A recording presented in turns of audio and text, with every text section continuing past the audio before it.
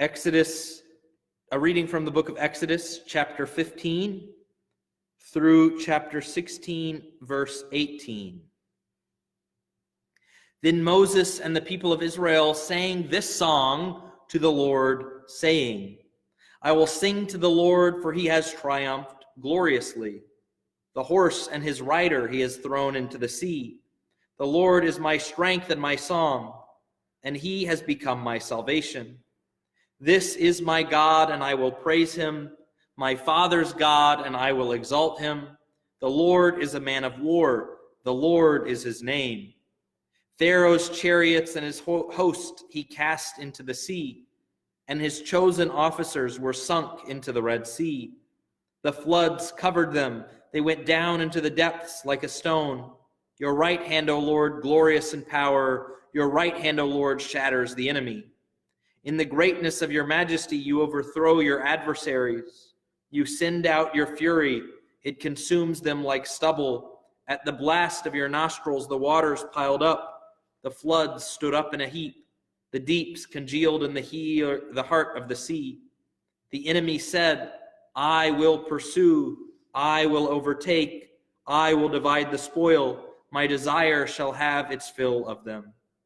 I will draw my sword. My hand shall destroy them. You blew with your wind, the sea covered them. They sank like lead in the mighty waters. Who is like you, O Lord, among the gods? Who is like you, majestic in holiness, awesome in glorious deeds, doing wonders? You stretched out your right hand, the earth swallowed them. You have led in your steadfast love the people whom you have redeemed. You have guided them by your strength to your holy abode. The peoples have heard, they trembled. Pangs have seized the inhabitants of Philistia. Now are the chiefs of Edom dismayed. Trembling seizes the leaders of Moab. All the inhabitants of Canaan have melted away. Terror and dread fall upon them because of the greatness of your arm. They are still as a stone, till your people, O Lord, pass by, till the people pass by whom you have purchased. You will bring them in and plant them on your own mountain. The place, O Lord, which you have made for your abode. The sanctuary, O Lord, which your hands have established. The Lord will reign forever and ever.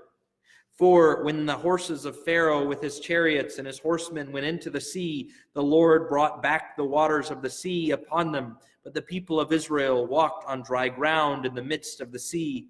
Then Miriam, the prophetess, the sister of Aaron, took a tambourine in her heart, and all the women went out after her with tambourines and dancing. And Miriam sang to them, Sing to the Lord, for he has triumphed gloriously.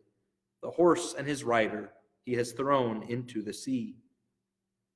Then Moses made Israel set out from the Red Sea, and they went into the wilderness of Shur. They went 3 days in the wilderness and found no water. When they came to Marah, they could not drink the water of Marah because it was bitter. Therefore it was called Marah. And the people grumbled against Moses, saying, What shall we drink? And he cried to the Lord, and the Lord showed him a log, and he threw it into the water, and the water became sweet. Then the Lord made for them a statute and a rule. And there he tested them, saying, If you will diligently listen to the voice of the Lord your God, and do that which is right in his eyes, and give ear to his commandments, and keep all his statutes, I will put none of the diseases on you that I put on the Egyptians, for I am the Lord your healer. Then they came to Elim, where there were 12 springs of water and 70 palm trees, and they encamped there by the water. Having set out from Elim, the whole Israelite community came into the desert of Sin, which is between Elim and Sinai. On the 15th day of the 2nd month after their departure from the land of Egypt, here in the desert, the whole Israelite community grumbled against Moses and Aaron. The Israelites said to them, Would that we have died in the Lord's hand in the land of Egypt, as we sat by our flesh pots and ate our fill of bread, but you had to lead us into this desert to make the whole community die of famine." Then the Lord said to Moses, "I will now rain down bread from heaven for you. Each day the people are to go out and gather their daily portion. Thus will I test them to see whether they follow my instructions or not. On the 6th day, however, when they prepare what they bring in, let it be twice as much as they gather on the other days."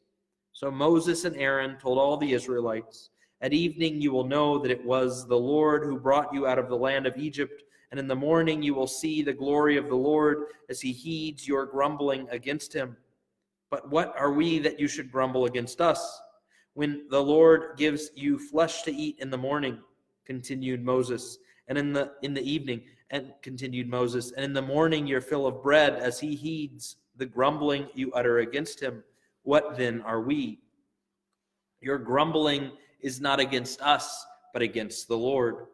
Then Moses said to Aaron, "Tell the whole Israelite community, present yourselves before the Lord, for he has heard your grumbling."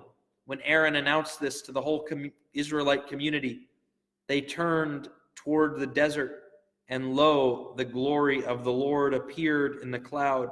The Lord spoke to Moses and said, "I have heard the grumbling of the Israelites. Tell them, in the evening twilight you shall eat flesh, and in the morning you shall have your fill of bread, so that you may know that I, the Lord, am your God." In the evening quail came up and covered the camp. In the morning a dew lay all about the camp, and when the dew evaporated, there on the surface of the desert were fine flakes like hoarfrost on the ground. On seeing it, the Israelites asked one another, "What is this?" For they did not know what it was. But Moses told them, "This is the bread which the Lord has given you to eat. Now this is what the Lord has commanded. So gather it that everyone has enough to eat, an omer for each person, as many of you as there are. Each man provides for those of his own tent." The Israelites did so.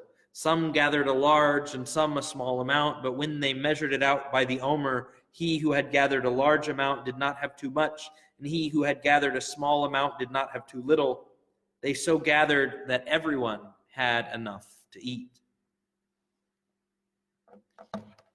In these 2 chapters, we first hear the victory song of the Israelites, having been delivered by the Lord from the army of the Egyptians, having seen a miracle wherein they are able to cross the Red Sea.